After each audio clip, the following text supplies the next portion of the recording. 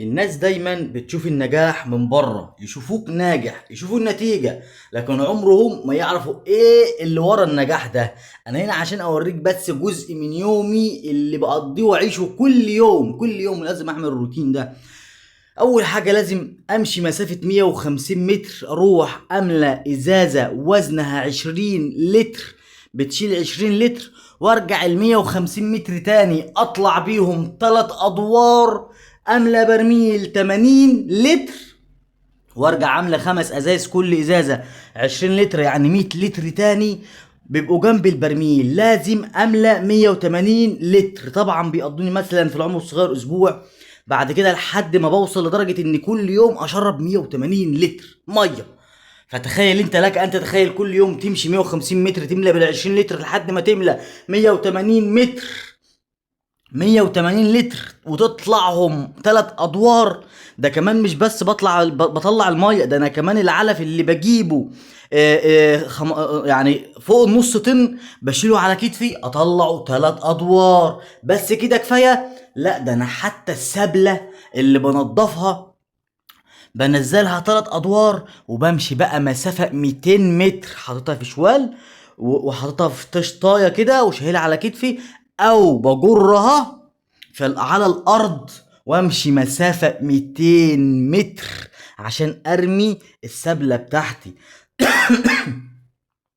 ف طب بس كده؟ لا، ده كمان لما التاجر بيجي يشتري مني الفراخ بنزل كل الفراخ في قفص، اللي هو قفص الفراخ بتاع الفراخ، على كتفي برضو، وانزل ال3 ادوار، وارجع انضف العنبر واطهر وابوش والم السبلة واكنس واعمل وهيئ العنبر تاني لدورة جديدة، ونعيد نفس المعاناة. ده روتيني اللي بسببه الوقت بقيت كده. طبعا مشوار المية مشكلة حلتها، مشيت استحملت. طبعا مشكلة العلف مشكلة، 3 ادوار شلت واستحملت حلتها. المهم حليت المشكلة. في مشكلة تاني. طب انت ليه يا احمد بتملى الميه من هناك؟ ما عندكش ميه؟ لا، انا عندي الميه، عندي الميه الجوفيه اللي هي العاديه، فيها معادن ثقيله وفيها بكتيريا وفيها. انا خايف على مالي، لا اشيل على كتفي واحافظ على مالي، امشي عادي احسن بعد كده ما اعرفش امشي واتعب كده وامد ايدي.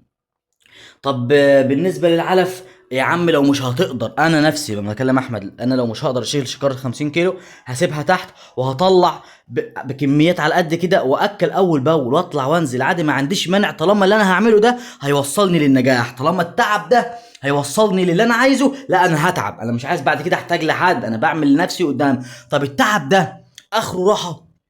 لا، اخره حريه. لو بتدور على الراحه في مجال الفراخ او في اي مجال عموما، انت بتدور على حاجه مش موجوده، ربنا اصلا ما خلقهاش. ربنا ما خلقش الراحه لنا في الدنيا، لك وخلق ولقد خلقنا الانسان في كبد.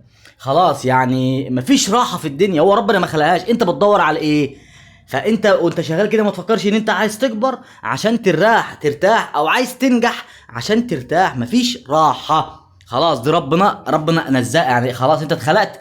ما تدورش على حاجه مش موجوده، ربنا قال على شيء خلاص هو واقع وحصل، فانت الراحه دي ما تدورش عليها لانها مش موجوده اصلا. طب ادور على ايه؟ على الحريه، عشان ما اكونش محتاج للمشرف يرضى عني، ولا للمدير، ولا لما اكبر ابقى عجوز كده ومش قادر احتاج لدي واحتاج لدي، ودي يشيلني ودي ياكلني ودي يديني ومعيش اجيب علاج واشحت ده كله. فانت بتدور على الحريه، لو مش هتوصل حتى للمرحله دي على الاقل خالص مش هتكون محتاج لحد، واللي نفسك فيها تجيبه اسمها الحريه الماليه، الحريه الشخصيه، تشتري حريتك بدل ما تكون مستعبد عند حد بالوظيفه. معاك وقت ما تحب تعمل عمره تعمل، وقت ما تحب تطلع حجه تعمل، وقت ما تحب تلبس، وقت ما تحب.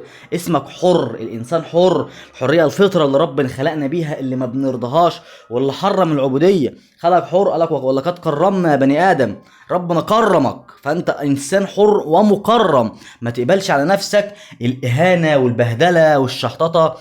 فليك انك ترتاح تعيش حياه كريمه.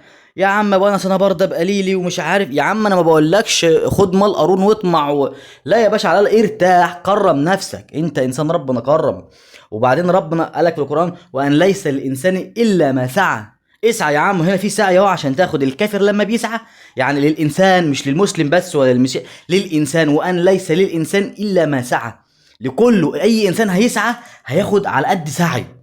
تخيل انت بقى، ما بالك انت مسلم وبتصلي وبتستغفر وبتتصدق وبتدعي ربنا وفي علاقه بينك وبين ربنا كويسه، معاك كمان توفيق مع السعي، يعني معاك سعي ومعاك توفيق الهي، مش توفيق حظ ولا ظروف، لا توفيق الهي. فالدنيا سهله، بس عايزه اللي يسعى، مش عشان ترتاح، عشان تبقى حر، عشان تتكرم، عشان تبقى انسان مكرم. هتتعب في الاول وتشقى، كده كده التعب ده هيفضل معاك طول الحياه. مش شرط انك هتشيل سبله ولا هتشيل ميه، لا، على قد على قد حجمك هتبتلى، على قد حجمك هتكون مشاكلك. انت الوقت مشكلتك انك تشيل ازازتين ميه ولا جيركن ولا شوال علف ولا مش عارف ايه، قدام لما تكبر ان شاء الله يكون المشكله اكبر بكتير بكتير. كل ده يكون عندك عمال بيعملوا كل الكلام ده، لكن انت مشاكلك هتكون كبيره جامد. فما تفكرش ان انت حياتك هتكون خاليه، مش بحبطك، ده واقع، دي سنه حياه كلنا كده. فمش عايزك تكون موهوم بحته انا هكبر عشان ارتاح، لا، اسمها هبقى حر. ابقى حر في نفسي، اروح اجي البس اكل اخرج اعمل عمره اسافر ارفه، على الاقل خالص يكون في ترفيه، ما يكونش كل تعب.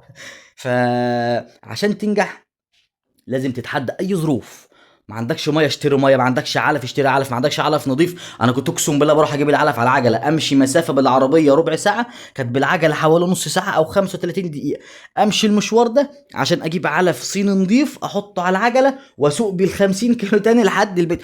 اي مشكله، اي ظروف عندك اتحداها، اي مشكله عندك حلها، ما تخليش في مشاكل اصلا، ما تخلي دي كلها عوائق بينك وبين النجاح. خدها وهتوصل لمرحلة انك تستغنى عن مجهودك البدني. هيكون عندك عربية مش عجلة، هيكون عندك عمال مش انت، هيكون عندك، هترتاح بقى. لكن لازم تاخد، لا، انت دلوقتي ما معكش امكانية مالية توفر كل ده، قدامك بقى عوائق.